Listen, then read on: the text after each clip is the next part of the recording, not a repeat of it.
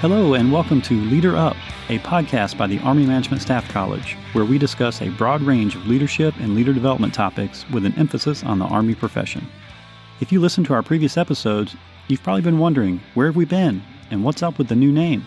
Well, to answer the first question, our previous host, James Cameron, took a new job this past spring, and we simply weren't prepared to carry on the podcast without him.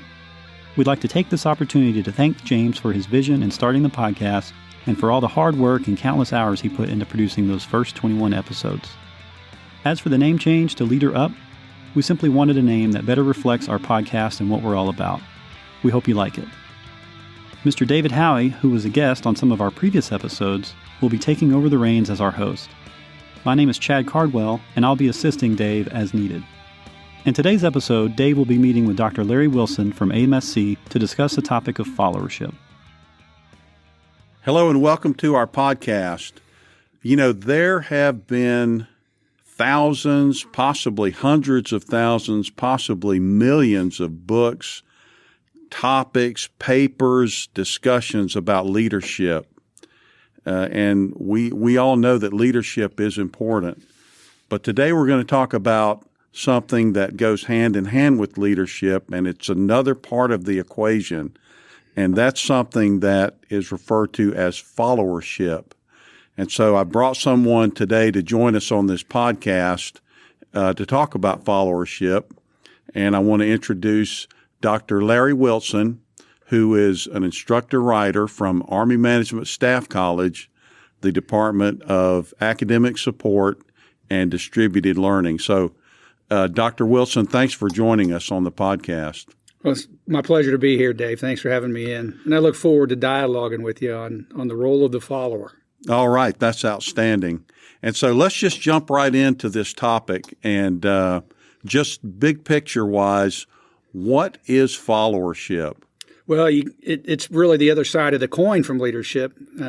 Leadership is a dyad between a leader and a follower. And therefore, you can't have leaders unless you have followers. So we have to have the role of the follower as part of that dyad, that exchange between a leader and a follower. So that's important for us to really understand that you can't be a leader unless you have followers. And really, as an Army civilian, we really have three roles to play in order to be effective as an Army civilian. And those three roles are leader, follower, and manager. And we're going to talk about two of those today.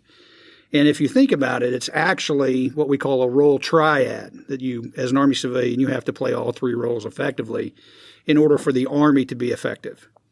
And it really kind of comes back to our creed. If you look at the creed, the Army Civilian Creed, there's some words in there that allude to the fact that we have this role to play as a follower.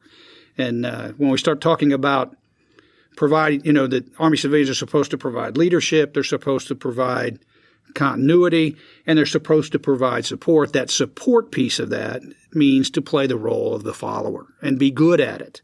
We have to be good in that role.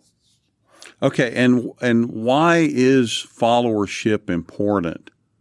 Especially for you kind of touched on it, but just give us a little bit more about why it's important for members of the Army Civilian Corps. Well, let me back up a little bit, and let's define the terms of reference here a little bit in terms of what followers are and what followership is. A follower, like a leader, is a person. Okay. Followership is a process, just like leadership is a process. So a follower, when we think of a follower, we think of a person who accepts guidance or command or leadership to assist in achieving the goals of the organization and accomplishing tasks. We have to be willing, in terms of the process, to take guidance and take leadership and influence from a leader and go forward and do great things for the organization. So that's an important thing to remember, is that followers are people, followership is a process. The term follower is actually a 9th century German word that comes from the word phallosehen, which means to help or assist or administer to.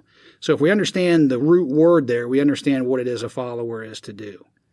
And it's critical. They're critical to the organization. The quality of our followers determines how well our organization or our enterprise can actually function.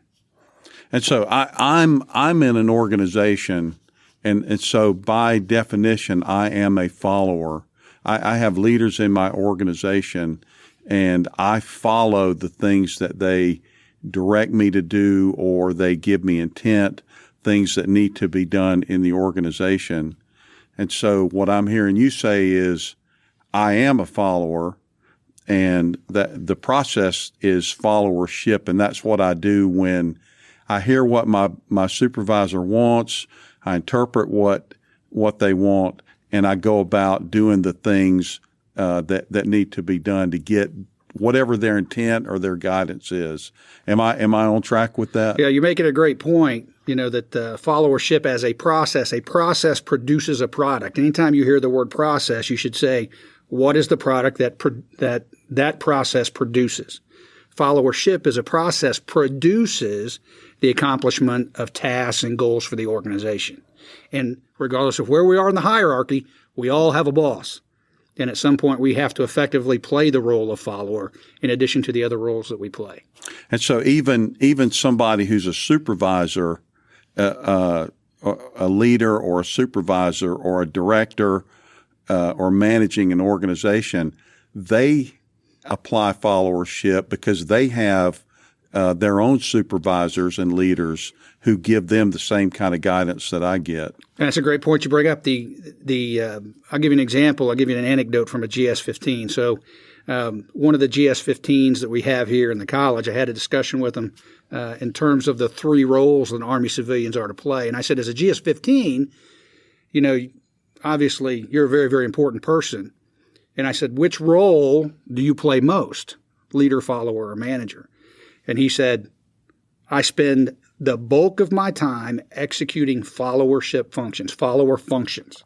So there's a GS-15 who has a boss that would tell you they spend the bulk of their time as a follower executing follower functions.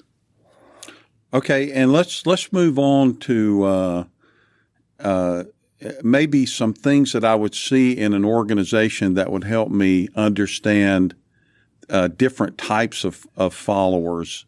And so if I look at an organization and I see different people doing followership, I'm going to guess that there are different types of followers at different levels. So can you just address that? What are some different types of followers that I might see in an organization? The bulk of the research is really tied to a guy named Robert Kelly, and I believe Dr. Kelly's up at Carnegie Mellon, but he was kind of the foundational follower or the foundational theorist behind followership. And he really articulates 5 different types of followers. The star follower, or what we call the dynamic follower, who kind of sits at the top of the pyramid. Next comes what we would consider pragmatic followers. Conformist followers fit in there. And then we would have some passive followers that kind of are part of our organization. And then kind of at the bottom, even though they have the same characteristics as a star follower, is what we consider disaffected followers or insurgents in our organization. Dr. Kelly articulates 5 different types of followers. A lot of the contemporary research on follower types and followership have articulated as many as 15 different types of followers. So, but those 5 tend to be the ones that we come back to on a regular basis because it is kind of the foundational work when it comes to followership. And so the star follower that you mentioned, I'm assuming that's the top level, the highest level, what I as a follower would want to ascribe to be. And so just tell me or tell our audience a little bit more about how would I notice or recognize a star follower in an organization? That's a great question. And unfortunately, we don't have a high density of them in most organizations. Usually someplace between 5 and 10% of an organization is comprised of star followers. But you'll know them because they think independently and dynamically on their own. And they don't necessarily go along just to go along. One of the characteristics that separates a star follower from other types of followers is the ability to speak truth to power. Now, I think we're all kind of attuned to the fact that when someone says, no disrespect intended, that they're preparing to be disrespectful. So what we need out of a star follower, and the way you recognize a star follower, is they speak truth to power in such a way that power wants to hear truth spoken. So they can say something and it resonates with leaders, but it's said in such a way that leaders want to hear what the star follower has to say. They usually have a lot of influence in our organization. They carry out their assignments with great energy. Usually they don't require a lot of oversight or supervision. They can function within our leader's intent. They're usually intrinsically self-motivated. We talk about being proactive and being a self-starter. You'll usually see that out of our star followers as well. They're very creative, and they're usually employing their talents and their skills for the benefit of the organization, not necessarily themselves. So there's a lot of characteristics that go into being a star follower, but you can usually tell who they are based off of those types of things: how well they think, how critically they think, how well they carry out their assignments, how much vigor they put into their exercise, into carrying out their assignments, how much willingness do they have, and how much influence they normally have in the organization. And so what I'm hearing is a star follower is highly skilled because it's kind of mandated that they know how to do their job really well. But they also balance that with a level of authenticity and candor about their viewpoint, what they think should happen. But then they also balance that with a level of respect towards the chain of command. And so they're able to explain what they think, what they want, and influence the organization, but in ways that cause them to be listened to, heard, and understood. Yeah, I don't know that you could be a star follower unless you embrace your role as a star follower. Okay, and I can think back on times when I've been in leadership positions, and I can think and see the people in the organization that kind of fit that mold. And here's the $100 million question about star followers is, how do we develop them? How do we get them in our organizations? Yeah, there's really a couple different ways of developing people. I'm going to use James McGregor Burns' 4 I's in terms of developing people. Normally, when we talk about, let's talk about development for a minute.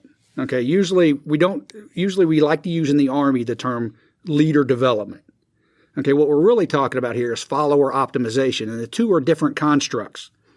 Leader development normally deals with siphoning off our best people and sending them off for specialized training because we've earmarked them as future leaders in the organization. Follower development or follower optimization is a little bit different. Follower optimization is where we invest in people so that they become better followers. We make them smarter. And the great thing about follower optimization is it's not just limited to a few people that we're going to siphon off. It's going to be open to everyone so that we increase their potential and their capacities and their capabilities as a follower. So that's the first thing we have to understand is the difference between leader development and follower optimization.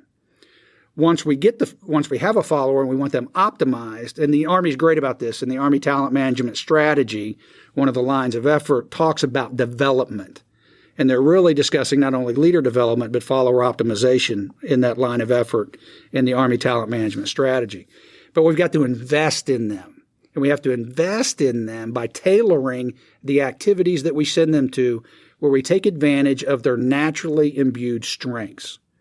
Normally in the Army, when we talk about counseling and performance and trying to move people forward, we usually like to try to deficit fix. All right, if we try to deficit fix an individual, we're going to get average performance at best. What we want to do is tailor their development, their optimization activities, to take advantage of their naturally imbued strengths and send them off for training that leverages those strengths. That's where we get great performance from, is by taking advantage of people's strengths. We don't take somebody who works in human resources and say, you know what, you're not very good at finances and accounting, so I'm going to send you off to be a CFO. No, we're going to send you off to make you the best human resources person we can make you. And that's how we're going to get an optimized follower. And so what I think I'm hearing you say is to develop a star follower is one of the important things to do is to find out what that person's strengths or capabilities are and leverage those and try to take advantage of those rather than turn them into somebody that they're not. Right. And it goes back to our 4 I's. That's what we call individualized consideration. When we provide followers individualized consideration, we tailor their development or their optimization activities by specifically looking at what it is they're good at and what it is they're poor at and leveraging their strengths while working around their weaknesses. We want to manage around their weaknesses so that we can take advantage of their strengths. And so if I'm looking again at an organization and I see different types of followers, and you laid out the 5 different types of followers, how would I see that they differ from one another? Well, if you're looking for pragmatic followers is normally a group of followers that falls below our star followers. They tend to be capable subordinates who are attuned to the organization. Think of them in terms of transactional followers. They've signed up to come to work. They have a position description. They're going to come to work and give you 8 hours of good work. And an Army civilian tends to be a pragmatic follower because we don't necessarily pay attention to the political climate around us. We're expected to come to work every day, fulfill the requirements of our job description, regardless of who is the President of the United States or who's controlling Congress. All right, we're expected to do those things. That's a pragmatic kind of a follower. They are people who kind of minimize conflict. They're people who kind of monitor how the organization is going and adjust their behavior accordingly. And they're pretty much professional, what we would consider professional bureaucrats in the hierarchy. And so that's kind of where we get a pragmatic follower from. Conformist followers we're all familiar with. They're kind of kind of this middle mass of people. They'll do what leaders say. They'll implement their job instructions, but they expect the leader to be in charge, and they expect the leader to give guidance. And they'll think critically if you ask them to do so, but it's not their normal default setting. So they make up a good middle mass of the people. The sheeple, or the people we would consider rote followers, we always have some of those in the organization as well.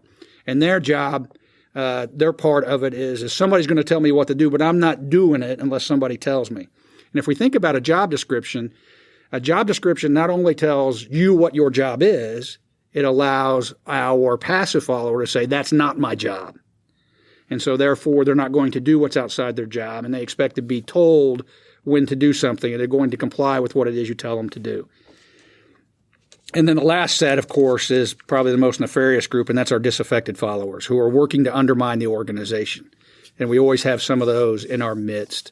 The idea here gets to be is who do we want to have influence in the informal social structures of our organization? Really what we want to have in our organization is we want to have a for lack of a better term, a shadow structure or an informal social network where our star followers have influence in it as opposed to our disaffected followers. Now remember, disaffected followers were once star followers who were unhappy with either their work situation or their leaders, and therefore they've moved into opposition. And they normally move into opposition to preserve some sort of standing or margin on the sides that they used to enjoy. Because you got to remember, once upon a time, a disaffected follower was a star follower. They've just now taken their energies and their talents and their skills, and they're working to undermine the organization as opposed to making it go forward. And that's one of the most troubling parts of this theory is the idea that those people that used to be my star followers, my A-team best players that I could get that had great skills, that were willing to engage, that would be authentic and honest with me, somehow they have been turned into the disaffected followers, and they are now overtly, if I'm understanding this theory right, they are now overtly trying to do subterfuge within an organization. Yeah, overtly or covertly, they're working to undermine the organization because most of the time it deals when somebody's gone from being a star follower to being a disaffected follower, it's usually associated with a loss of status. So we've had a change in leaders. We've had a change in the way the organization works. We've had a change in the way the structure of the organization works. And there's this perceived loss of status. And so what happens to them is a way to maintain their status, they become a disaffected follower. Now, I think it's important for us, Dave, to make sure that we understand there's a general rule in play here. Not all followers are created equally. We tend to look at followers as a mass of humanity, but they're really not. Not all followers are created equally, just like all leaders aren't created equally. And so, we need to be able to draw distinctions among followers so that way we are rewarding the people who are our star followers for the work that they do and what they bring to the organization, and we try to remediate into some sort of average performance those who are disaffected followers.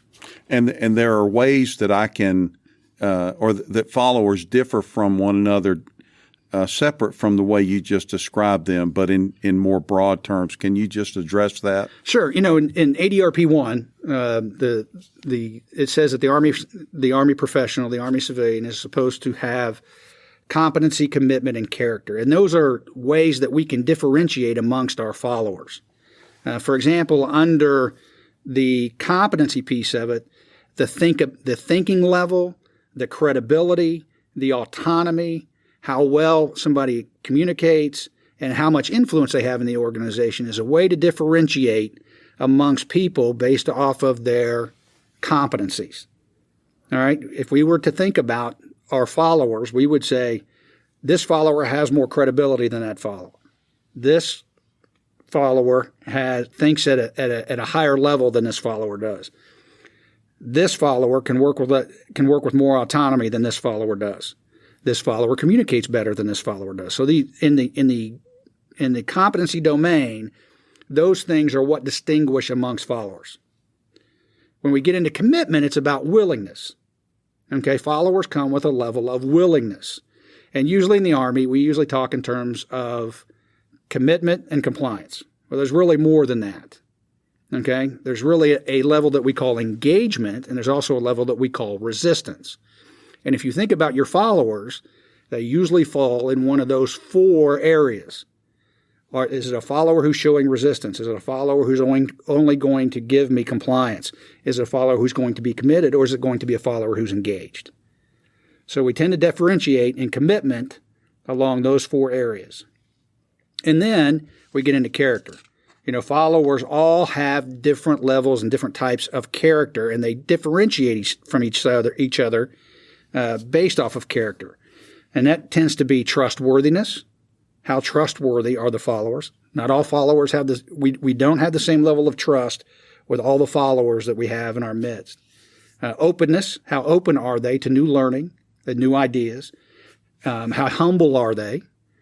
How disciplined are they? Discipline is the ability to self-govern. Not all of our followers have the same ability to self-govern. And how much emotional intelligence do they have? So those kind of make up the character attributes of it. So amongst competency, commitment, and character, followers are different. And you started talking about Army doctrine there, and let's just jump right into that and talk about how this idea of followership is reflected in Army doctrine. And I read a quote from ADP 622 that came out in July of 2019, and I'll just read it and kind of get your reaction or talk about how this is related to our discussion. And the quote is, effective leaders learn to be trusted followers. So just how does that relate to the discussion that we've had so far? Yeah, and you wouldn't think in terms of about 8 words there how much is linked into that. Effective leaders learn to be trusted followers. From an Army perspective, the Army's starting to get woke to leadership or to followership here, and you can start to see it in the new ADP 622. There's a significant shift in the language that's used in the new doctrine, and for better or for worse, we're all betrayed by the language that we use. And in this case, I think the Army's betrayed its feeling towards followership as a valid role that we have to play in our military. For example, in the old 622, the word superior and subordinate was used more than 300 times. Now, what that means is there's some sort of a coercive relationship in play. That has since gone up, a tremendous amount of that has now gone out of the new ADP 622, and the words leader and follower are used more often. And it acknowledges that there's more ways to influence a follower other than legitimate authority, coercive power, and reward power. So I think that language shift is important to us in our doctrine when it comes to the role of being a follower. You know, your point there about effective leaders learn to be trusted followers. It goes back to our development piece of this. We tend to develop leaders and we don't look so much at followers. I mean, how many times have we gone someplace and we've heard a senior leader say, "You're all leaders"? Well, we're probably not all leaders. You know, we may lead depending on the context, but we may spend the bulk of our time in a follower role. And so therefore we probably ought to be very good at it when it comes time to be a follower. So, and trusted is a key word in there. Trust is a confidence relationship between two people. We don't trust all of our followers in exactly the same way. That relationship is different. It's a confidence relationship. And as a leader, we tend to show more confidence in followers who are star followers than we do for people who are disaffected followers. So that trust relationship is different for every one of our followers. And as a result, we spend a lot of time teaching people how to be leaders, but we need to teach them how to be trusted followers and move forward and move forward that way. And it really does. In paragraph 145, 1-45 in ADP 622, it talks about the shifting of roles. You know, there's this thought that we can be sitting in a room, you could be sitting in a room with people who work for you and you are the leader in the room. And the minute your boss walks into the room, you now have to immediately shift roles. You're no longer the leader in the room, you're now one of the followers. And so we have to understand that there's a shifting of roles that occurs, and that gets addressed in chapter 1 of 622. And I think that's foundational for us in order to effectively execute those roles. And there's also in chapter 5 this discussion that all Army leaders are followers. And so we need to understand that we have to play both roles effectively there. And the context is what determines whether or not we're a leader in a situation or a follower in the situation. So I think there's a significant shift in 622, you know, the new one that's coming out on the street that we're just now starting to see. And I think it speaks to a mindset of where followers and followership is increasingly important. And this idea that context determines or is a guide for the person to know if they're a leader or a follower in a certain situation. I wanted to share a vignette with you and get your reaction to it. This is just a couple of years ago. I had a student who he had been in the Army. He was active duty, and he was a medic, and he was lower enlisted. I believe he said he was an E4, and he was in a helicopter crash. And fortunately, it wasn't so catastrophic that there were so many casualties, but there were injuries. And he said that him and the other medics immediately started directing anyone that wasn't injured to do certain tasks. And I remember the phrase that he used was, he said, all of a sudden, rank had no meaning. And he said that the people, regardless of their rank, did exactly what these young lower enlisted medics were telling them to do right then and there. There was no discussion about, I outrank you, I'm going to take charge of this situation. And so just if you could talk about how that story supports this idea of followership and how the context kind of is a guide to which role I'm called upon to play. Yeah, it's a powerful story, very, very powerful story, because it lays out a couple things here that are in play in your story. Number one, the shifting of roles and how context immediately changed, and people who were leaders are now followers, and people who are now followers are now leaders. That's a very, very powerful example of how that can occur, and it happens every day in our military. If you think about it, leadership is about influence. It's an influence process. And we can see one of the forms of influence here being the expertise on the part of the medics. As soon as their expertise is required, they ascend to the position of leader. And those who were leaders now must accept the role of followers and carry out what they've been told to do by the person who now has the most expertise and influence in the situation. So I think it's a great anecdote about how the shifting of roles occurs. and the impact of influence in creating who's a leader and who's a follower. If we think about leaders and followers, the difference between the two is a power disparity. Okay, usually the ability to influence others exists because you have more power than somebody else. We don't like to say that in America because power is America's last dirty word. But without power, there is no influence. You have to have influence. You have to have power in order to influence. And what you see here in our story of the medics is our medics have influence because they possess the expertise necessary to influence everyone else. There's a power disparity there between the medics and everyone else, regardless of rank. And that's what you see here with the influence occurring and flowing from leader to follower, which is part of that dyad that we talked about earlier. And so in this case, the medics had the competence to know what should be done, and because of the ethos of their training, that they had the commitment to do the right thing on the spot, and they also had the character to step up and kind of say, this is what needs to happen. And conversely, everybody else recognized, I don't have the competence to do this, and so I'm going to listen to someone that does. And because I'm committed to the organization, I'm going to put aside my own rank or position or whatever to get this job done because it's what's needed in the moment. Right, and people tend to think that followers have no power and followers have no influence. Followers have a tremendous amount of influence and they have a tremendous amount of power. The problem is it's not positional related. It's personal related. And there's usually three forms of power that we discuss when it comes to followers that provides them influence. Number one is what we call referential power. If I look up to you and want to be like you, you can influence me. We've role modeled other followers. Think of it in terms of a peer leader. We see somebody else who's of our grade or our station who's better than we are at something and makes you want to be like them. The second form is what we call expert power, which we just talked about with our medics.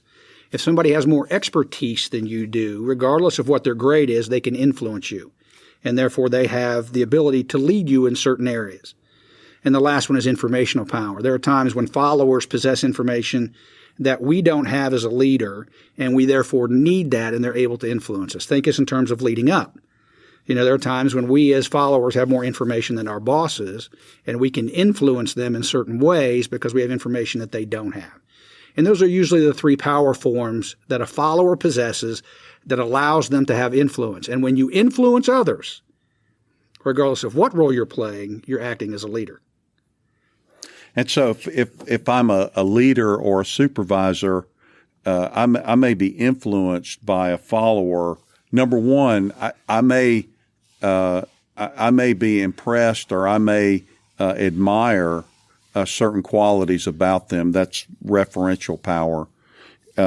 They may have expert power, which means they've done something for years and years and years, and I go and ask them, and they know exactly what's needed to be done right there on the spot. And then information power to me is someone who, as soon as a topic comes up, they can tell you exactly what the regulation says, where it's at. They can go right to it, and they can tell you exactly what's there. And because of those things, they're able to influence that leader. And if I'm an effective leader, I recognize when I yield or listen to those and star followers. Hopefully, listen to those people in my organization when they've got something to say and they're trying to help me get the job done. That's exactly right. If you think about it from a personal power versus a positional power, kind of a dichotomy, we tend to think of star followers or great followers as having what we call personal power. If somebody's in and we like to call it a leadership position, which I would submit to you, there's no such thing as a leadership position, only a position as a leader, that's usually imbued with inherent authority. In the Army, think of it in terms of command, AR 600-20 imbues a person with legitimate authority. Their rank imbues them with legitimate authority. And based off that legitimate authority, they can make requests of other people. They usually come, if you have a legitimate authority appointment, you usually have the ability to reward people and to coercively get them to do things.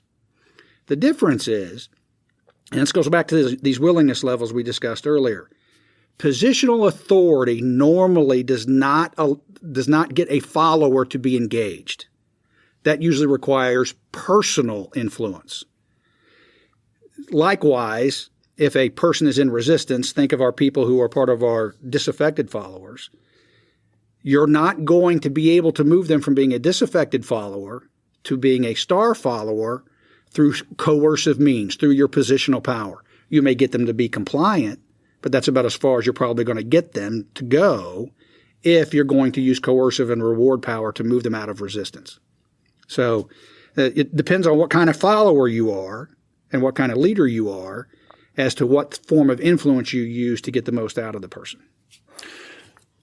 Thank you. And I wanted to kind of bring this conversation, this podcast, to an end by talking a little bit about mission command. And we started talking about Army doctrine there at the end. And just as a review for folks out there, mission command, I'll review the principles and we'll talk about them. It's building cohesive teams through mutual trust, creating shared understanding, providing a clear commander's intent, exercising disciplined initiative, using mission-type orders, and accepting prudent risk. And so those are the principles of mission command that lots of folks are very familiar with those.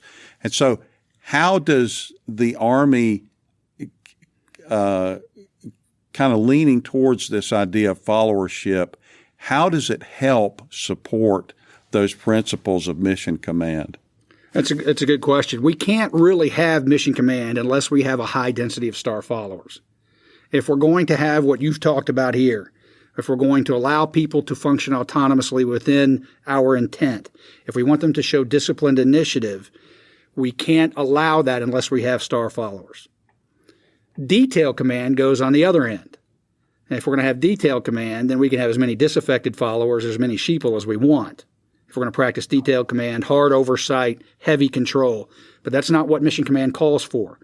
If we're going to have mission command where we have disciplined initiative and we allow people to operate within our intent, then we need to have a high density of star followers to do it. And that requires us as leaders to develop them as such and optimize them as followers so we have as many star followers as possible.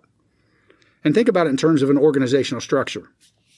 If you're going to have a flatter organization where people don't have direct, heavy oversight on a day-to-day basis, we need star followers. At a minimum, we need pragmatic followers and star followers. If we're going to have a taller organization where there's multiple layers between us and people who are executing things on a day-to-day basis, well, then we can have lesser type followers. But mission command and the principles associated with mission command and the philosophy, the leadership philosophy of mission command requires us to have as many star followers as we can develop. And if I'm able to employ these principles of mission command and I have star followers making my organization run, that allows me, the leader, to focus outwardly or to focus on other things because I'm confident that the job's going to get done, and I have trust that my organization, when problems or issues come up, that the star followers are going to deal with them and solve them in a way that's within my intent. So I don't have to tell everybody everything that they have to do every day. They understand where the organization is supposed to go, and because they have the competence, character, and commitment, they're able to get the organization there and allow me to focus on other things other than making or forcing the organization to do certain things. That's great. It's a great. I think you're hitting on a great point here about how star followers enable leaders to do other things. by not having to provide oversight, by not having to provide guidance, by not having constantly check up on somebody with a star follower who shows autonomy, they really do about 3 different things that really help leaders become better leaders. Number one, leaders can focus their attention where it really needs to be and trust that the star follower is going to do what's in the best interest of the organization. The second thing is the star followers serve as a great hedge against toxic or unproductive leadership. So instead of an organization that's ground to a halt or comes to a stop because they've got an unproductive leader in charge, your star followers ascend and help the organization continue to function. And the third thing is star followers are, if they're not more valuable than the leaders that they work for, they're as valuable. And so they add value to the organization that wouldn't otherwise be there. So there's some great things about star followers and having them in our midst that are important. And the last thing I wanted to talk to you about is we here at Army Management Staff College, a lot of the students that I have encountered in the classroom are what I refer to as functional experts. In other words, they have a body of expertise that they employ in their organizations.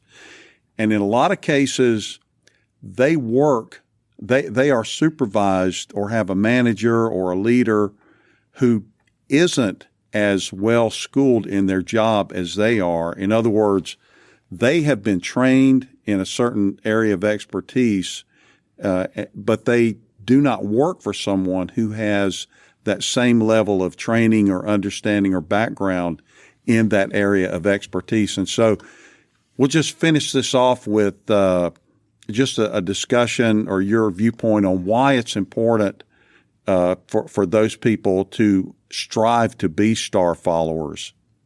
Well, it really goes back to our influence in the organization. These people that you're talking about that have the tremendous amount and depth of expertise hold a tremendous amount of influence. Remember, we talked about all followers are not created equally. So they've got this great expertise, probably more expertise than the other followers in the organization do. But this goes back to our communication ability. They've got to be able to influence up and be effective communicators with that expertise. I know exactly what you talk about. I've seen it 100 times or 1,000 times where we've got a person who has been in the organization for 20 plus years and can tell you where every dead body is buried. And they can tell you what's been tried before and what's failed. They can tell you what's been tried before and it's been successful. However, the fact that they've got this great expertise is not communicated in a form or fashion that the person in power wants to hear truth spoken. And we talked about followers differentiate in their ability to communicate.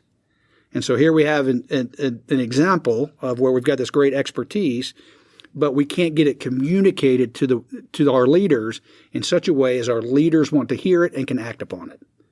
So it does go back to what we talk about, the 3 C's, and we start talking about competencies, and one of the competencies is the ability to communicate effectively.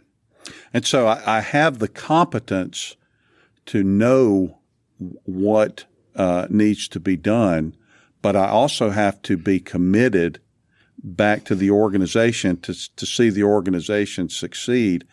And I have to employ character in terms of maybe personal courage to walk into, quote unquote, the boss and say, let's take another look at this. Here's what I recommend, and here's why, and here's the direction I think we need to go in.